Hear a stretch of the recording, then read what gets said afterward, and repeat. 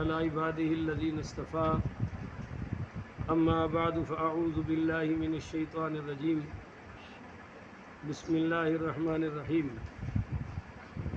معزز سامعین، 13 اگست بروز اتوار 2023 بعد نماز فجر کا یہ درس حدیث مصطفیٰ صلی اللہ علیہ وآلہ وسلم ہماری سلسلہ وار گفتگو ہے شرح ادب المفرد، اس کی آج یہ قسط نمبر 242 ہے غالباً انشاءاللہ، کمی بیشی اللہ معاف فرمائے۔ اور آج کا درس حدیث انشاءاللہ حدیث نمبر 1302 سے لے کر 1305 تک جاری رہے گا۔ اللہ تعالیٰ سے دعا ہے اللہ کریم مجھے شرح صدر کے ساتھ حق سچ بیان کرنے کی توفیق عطا فرمائے، اور اللہ تعالیٰ عمل والی باتوں پر عمل پیرا ہونے کی توفیق عطا فرمائے۔ یہ باب من کانت لہ حاجۃ فہو احق ان یذهب الیہ، جس آدمی کو جو ضرورت ہو وہی اس کی طرف جانے کا زیادہ حقدار ہے۔ یہ نہیں ہے کہ اس کو بلا کے کہے میرا یہ کام کر دو، یہ تو چدرا والی اور تکبر والی بات ہو گئی۔ اب آپ اس پر حدیث سنیں اور دیکھیں کہ اصل بڑے لوگ کون ہوتے ہیں۔ حدیث نمبر 1302، حدثنا محمد قال اخبرنا عبد اللہ قال حدثنا یحییٰ بن ایوب قال حدثنی عقیل بن خالد ان سعید بن سلیمان بن زید بن ثابت حدثه عن ابیہ عن جدہ زید بن ثابت ان عمر بن الخطاب جاءه یستأذن علیہ یوما۔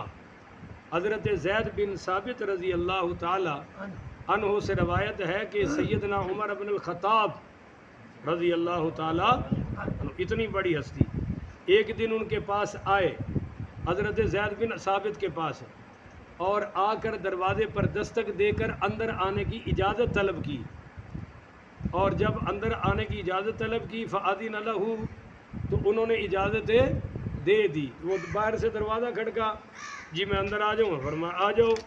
جب حضرت عمر اندر داخل ہوئے وراسہ فی یدی جاریۃ لہ ترجلہ، تو ان کی لوڈی نوکرانی ان کے سر میں تیل کی مالش کر رہی تھی۔ جب انہوں نے دیکھا کہ حضرت عمر آ گئے ہیں تو فنازع راسہ، تو انہوں نے اس کو کہا کہ اپنے ہاتھ روک اور یہ میری مالش بند کر دے۔ تو فقال لہ عمر، تو سیدنا عمر رضی اللہ تعالیٰ عنہ نے فرمایا دعھا ترجلک، دعھا ترجلک، کہ تو اس کو لگا رہنے دے، وہ تیری مالش کرتی رہے، میں نے جو بات کرنی ہے کر لوں گا۔ تو فقال یا امیر المومنین، تو زید بن ثابت نے کہا اے امیر المومنین۔ کون امیر المومنین؟ جو خط لکھ دیں تو دریا چل پڑتے ہیں۔ کون امیر المومنین؟ سیدنا عمر، جو جناب بولے تو ہوائیں ان کا پیغام لے کر چلتی ہیں 80 میل تک۔ کون سیدنا عمر؟ جو پاؤں مار کر زلزلے کو روکیں تو زلزلے تھم جائیں۔ کون حضرت عمر؟ جو بولے تو ان کے بول اللہ قرآن بنا کر سرکار دو عالم پر نازل فرما دے، وہ عمر۔ اور یہ کہہ رہے ہیں کہ یا امیر المومنین لو ارسلت الی جئتک، آپ مجھے حکم کرتے میں آپ کی طرف آ جاتا، آپ چل کر میری طرف کیوں آئے ہیں؟ تو سنیے تاکہ آپ کو پتہ چلے یہ چودھری اور وڈیرے نہیں ہیں، یہ تکبر کے پتلے ہیں، غرور کے پیکر ہیں، گرے ہوئے انسان ہیں جنہوں نے چدرا کی لبادہ اوڑھ رکھا ہے ہمارے ملک میں بھی اور پوری دنیا میں بھی۔ جو خود کام اپنا کروانا ہوتا ہے اگلے کو بلوا کے کہتے ہو میرا یہ کام کر۔ جب حضرت عمر سے سیدنا زید بن ثابت نے کہا آپ جناب مجھے حکم فرماتے میں حاضر ہو جاتا، تو سیدنا عمر نے فقال عمر، حضرت عمر نے فرمایا انما الحاجۃ لی، فرمایا مجھے ضرورت تھی اس لیے میں چل کے آیا ہوں۔ جس کو ضرورت ہو حاجت ہو وہ چل کر خود، نہ کہ اگلے کو بلائے۔ الٹا رواج چل پڑا بھائی۔ اب آپ بتائیں کہ آج کا کوئی کن ٹٹا، کوئی چودھری وودری، کوئی وزیر یا وزیر اعظم یہ حضرت عمر کے پاؤں کی خاک کے برابر بھی ہو سکتے ہیں؟ تو حضرت عمر کیا اصول عطا فرما رہے ہیں؟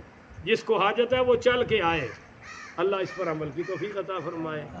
باب اذا تنخع، لوگوں کے ساتھ بیٹھے ہوئے، وہو مع القوم، ہاں باب اذا تنخع وهو مع القوم، لوگوں کے ساتھ بیٹھے ہوئے جب کسی کو بلغم آ جائے اور وہ بلغم نکالے تو پھر کیا کرنا چاہیے، یہ باب ہے۔ حدیث نمبر 1303، حدثنا عن حماد بن سلمہ قال اخبرنا ثابت عن عبد الرحمن بن عیاش القرشی عن ابی ہریرہ قال اذا تنخع بین یدی القوم فلیواری بکفیہ حتی تخا عنہ الی الارض۔ حضرت ابو ہریرہ رضی اللہ تعالی عنہ سے روایت ہے، فرماتے ہیں کہ جب کوئی شخص لوگوں کے سامنے بلغم نکالے تو اس کو چاہیے کہ وہ اپنی ہتھیلیوں میں اسے چھپا لے حتیٰ کہ اس کا بلغم زمین پر پڑ جائے۔ یعنی محفل میں بیٹھے ہیں، خاص آئی، بلغم آئی ہے تو ہاتھ اپنا آگے کرے، یہ نہیں ہے کہ کسی پر پھینکے اور اپنے ہاتھ میں لے کر اس کو زمین میں دفن کر دے، زمین میں مل دے، یا اپنے کپڑا وغیرہ سے، ٹشو وغیرہ سے مل کر جیب میں ڈال لے۔ اور فرماتے ہیں وَإِذَا سَامَ فَلْيَدَّهِنْ، جب کوئی تم میں سے روزہ رکھے تو اسے چاہیے کہ سر پر تیل لگائے، بولو سر پر تیل لگائے، کیوں؟ لا یرا علیہ اثر الصوم، اس پر روزے کا اثر نہیں ہونا چاہیے۔ یعنی تیل روزہ رکھ کر بالکل آئی سی یو کے مریض کی طرح بن جانا یہ اچھی بات ہے؟ کپڑے بھی اڑے ہیں، کیا جی روزہ لگ رہا ہے جی، وہ بیچارہ مطلب ہے نہا بھی نہیں رہا، کچھ نہیں کر رہا جی، میں تو مر گیا، سارا دن روزے کا ماتم کرنا، آج تو بڑا روزہ لگ گیا۔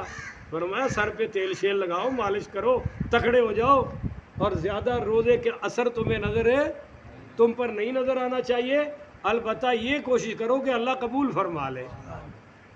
ایسے ڈرامے ہوتے ہیں ماہ رمضان میں، افطاری کے وقت توبہ توبہ توبہ، جنہوں نے نہیں رکھا ہوتا وہ پہلے آگے بیٹھ جاتے ہیں، آگے پوچھتے آج پھر کی ہے گا جی مولوی صاحب، کھجورا کنیا نے ہیں، بار بار ٹائم نہیں ہویا جی، انہوں دی طرف بھویں 15 منٹ پہلے کھول لو، انہوں نے کہا پرواہ، انہوں نے کہڑا رکھیا ہے، اور رکھنے والے کو فکر ہوتی ہے کہ اللہ قبول فرمائے، اور اس کو فکر ہوتی ہے کب کھلے گا۔ بہرحال یہ ایک اصول آ گیا جی۔ آ گیا جی باب اذا حدث الرجل القوم لا يقبل على واحد، اس بات کا بیان کہ جب کوئی آدمی لوگوں سے گفتگو کرے تو کسی ایک ہی آدمی کی طرف متوجہ نہ رہے، سمجھ آ رہی ہے؟ کسی ایک ہی آدمی کی طرف متوجہ، مثلا خطیب صاحب درس دے رہے ہیں، ادھر منہ کیتا تو ادھر ہی کر لیا اللہ بخشی فرمائے سید شبیر حسین شاہ حافظ آبادی صاحب، میں ان کے ساتھ فیصل آباد گیا، اور ان کا خطاب تھا، میں تو ویسے ہی شوق میں گیا کہ بہت بڑے خطیب ہیں، چلو ساتھ جانے کیا سعادت نصیب ہو جائے۔ ان کا جو خطاب کی کرسی تھی وہ درمیان میں تھی، اور 2 گلیوں میں مجمع تھا، ایک دائیں طرف اور ایک درمیان میں حضرت کی کرسی تھی، اور سٹیج پر وہ دونوں نظر آ رہے تھے۔ اب انہوں نے مجمع کو بلایا تو وہ دائیں طرف والے زیادہ بولے اور بائیں طرف والے وہ ذرا کوئی ممی ڈیڈی لوگ تھے، برگر پارٹی تھی، اونچی بول نہیں رہے تھے، تو حضرت شاہ صاحب نے کرسی ادھر دائیں طرف کر لی، انہوں نے کہنے لگے لاؤ جی تسی موجہ لاؤ، میں انہوں نے تقریر سناواں گا، کیونکہ وہ بہت اونچا بول رہے تھے، پوری داد دے رہے تھے۔ تو یہ ایک طریقہ ہے۔ پچھلے دن حافظ عبداللہ صاحب نے ایک جگہ درس دیتا تھے، وہ ایک بندے نے ویکھی جان، اور میں تے کاری نام اسی درمیان ہس رہے سی، اس گل تو بھی ایک پاس ہی ویکھی جا رہے ہیں، حالانکہ سب مجمع کو برابر دیکھنا چاہیے، جمعے میں ہو، اجتماع میں ہو، محفل میں ہو، اور جو آگے بیٹھے ہیں وہ کس کو دیکھیں، انہوں نے بولے جی بھائی وہ بے شک خطیب نہیں اچھا لگتا پر دیکھے خطیب صاحب کو ہی۔ یہ اصول محفل ہے، آداب مجلس ہیں کہ وہ اپنے خطیب صاحب کی طرف ہی دیکھیں، یہ نہیں ہے کہ جوئیں تھے جھم مار کے بیٹھے نہیں، انہوں کہتے جھم مار لیں، وہاں بڑی پہنچی سرکار نے جی، اور دوران تقریر تسبیحات وغیرہ کرنا بالکل نامعقول حرکت ہے، خواہ درود شریف ہی پڑھ رہے ہو نہیں پڑھنے، یہ سنیں، اس سے بڑا کوئی عمل نہیں ہے۔ سارے نبی تبلیغ کرنے کے لیے تشریف لائے ہیں، تو سب سے بڑی تسبیح کیا ہے؟ دین سننا اور سنانا۔ اللہ اس کی توفیق عطا فرمائے۔ حدیث سمجھا میں نے پہلے دی، بیان اب کر دیتا ہوں. حدثنا محمد بن سلام قال اخبرنا حشیم عن اسماعیل بن سالم عن حبیب بن ابی ثابت قال كانوا يحبون اذا حدث الرجل الا يقبل على الرجل الواحد ولكن يعلمهم. حضرت حبیب بن ثابت رحمۃ اللہ علیہ سے روایت ہے، کہتے ہیں کہ صحابہ کرام کو یہ بات پسند تھی کہ جب کوئی آدمی بات کرے تو ایک ہی آدمی کی طرف توجہ نہ کرے بلکہ تمام لوگوں کی طرف توجہ کرے. وَلَكِنْ يُعَمَّهُمْ، سب کی طرف توجہ کرے، مخاطب بھی سب کو کرے. آگے ہے جی بابو فضول النظری، فضول دیکھنے کا بیان. بولو فضول. ہاں میں تو چونکہ پھرتا رہتا ہوں ملک میں اور مجلسوں میں جاتا ہوں، بعض لوگوں کو پتہ ہی نہیں ہوتا ویکھنا کیویں ہے. ایڈا بھڑا ویکھن گے کہ تمہیں ویسے ہی غصہ چڑھ جانا کہ یار یہ کس طرح دیکھ رہے ہیں، یہ دیکھن دی بھی تمیز نہیں ہے. انج ویکھن گے جویں 302 دا قیدی نسیا ہاتھے لگ گیا ہے پولیس والے دے، وہ نہیں ویکھدے کہ انہوں پھڑنا کیویں ہے، اتوں بچ کے جائے نا. تو دیکھنے بھی کچھ آداب ہوتے ہیں کہ جب آپ کسی کو دیکھیں تو ذرا ہلکی نظر سے دیکھیں، زیادہ گھور کے اور تاڑ کے دیکھنے کی ضرورت ہے نہیں. اور دوسرا ہے کہ نیما نیما مسکرا کر دیکھیں. اس طرح 30 مار خان کی طرح منہ بنا لینا یہ بھی جائز نہیں ہے. تو یہ 1305 آج مکھی بھی بھئی چنگی ہے، نون لیگ دی ہے، چمبڑی گئی ہے سانو. 1305 حدیث نمبر 1305. حدثنا قتیبۃ قال حدثنا ابو بکر بن عیاش عن الاجلحی عن ابن ابی الحزیل قال عاد عبد الله رجلا ومعه رجل من اصحابه فلما دخل الدار جعل صاحبه ينظر فقال. یہ حضرت ابن ابی حزیل رحمۃ اللہ علیہ سے روایت ہے، کہتے ہیں کہ حضرت عبداللہ رضی اللہ تعالیٰ عنہ نے ایک آدمی کی بیمار پرسی کی. ان کے ساتھ ان کے ساتھیوں میں سے کوئی آدمی بھی تھا. جب وہ ساتھی گھر میں داخل ہوا تو ان کا وہ ساتھی جو ساتھ تھا نا ادھر ادھر دیکھ رہا ہے، کبھی ادھر دیکھ رہا ہے کبھی، یہ بڑی بری عادت ہوتی ہے. تو فقال له عبداللہ، حضرت عبداللہ رضی اللہ تعالیٰ عنہ نے اپنے اس ساتھ والے ساتھی سے جو گھر میں ادھر ادھر تاک رہا تھا نا، تاک جھانک کر رہا تھا، فرمایا واللہ لو تفقعت عیناک کان خیر لک، کان خیر لک. فرمایا اللہ کی قسم تیری دونوں آنکھیں پھوڑ دی جائیں تو یہ تیرے لیے بہتر ہوتا. تیری دونوں آنکھیں پھوڑ دی جائیں تو یہ تیرے لیے بہتر ہوتا کہ تو کبھی ادھر جھانک رہا ہے کبھی ادھر جھانک رہا ہے. تو جب کسی کے گھر میں داخل ہوں تو نظر کی حفاظت رکھیں. سیدنا لقمان علیہ السلام نے اپنے بیٹے کو جو نصیحتیں فرمائیں وہ تقریباً 100 سے بھی زیادہ ہیں، اور مختلف کتب میں نے ایک ڈائری میں 85 کے قریب تو لکھی پڑھی ہیں. ان میں سے ایک یہ تھی کہ بیٹا جب کسی کے گھر میں جاؤ تو اپنی نظر کی حفاظت کرو، ادھر ادھر تاک جھانک کرنے کی ضرورت ہے. بڑا احسان ہے کہ کسی نے ہمیں گھر کے اندر بلا لیا، یہ بڑی اس کی شفقت ہے، بڑی محبت ہے. تو ہم اپنی نظر میں حیا رکھیں. اور دوسری نصیحت فرمائی بیٹا جب کسی عالم کی مجلس میں بیٹھو تو زبان کی حفاظت کرو. بولو زبان کی حفاظت کرو، کیونکہ مولوی نے تو ظاہر پر فتویٰ لگانا ہے اور لوگ بڑھ بڑھ کرنے سے باز نہیں آتے. جو جاہلانہ بات سنی ہوتی ہے وہ مولوی کے سامنے تو کر کے رہیں گے.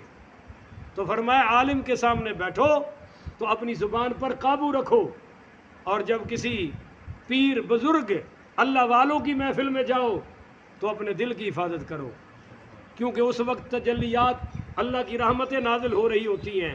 اگر دل کہیں اور چل رہا ہو تو وہ غافل ہوتا ہے، اس میں پھر وہ تجلیات پڑتی اثر نہیں ہوتا. اور فرمایا جب کسی کے گھر دعوت کھانے جاؤ دسترخوان پہ بیٹھو تو اپنے پیٹ کی حفاظت کرو. بولو اپنے پیٹ کی بس کرو.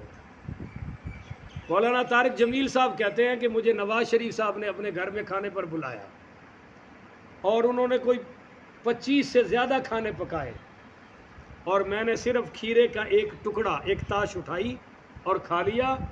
تو میاں نواز شریف صاحب کہنے لگے مولانا میں نے آپ کے لیے پکایا ہے آپ کھائیں. تو مولانا نے کہا میرے کھانے کا یہ وقت نہیں ہے, میں اس وقت کھانا نہیں کھاتا.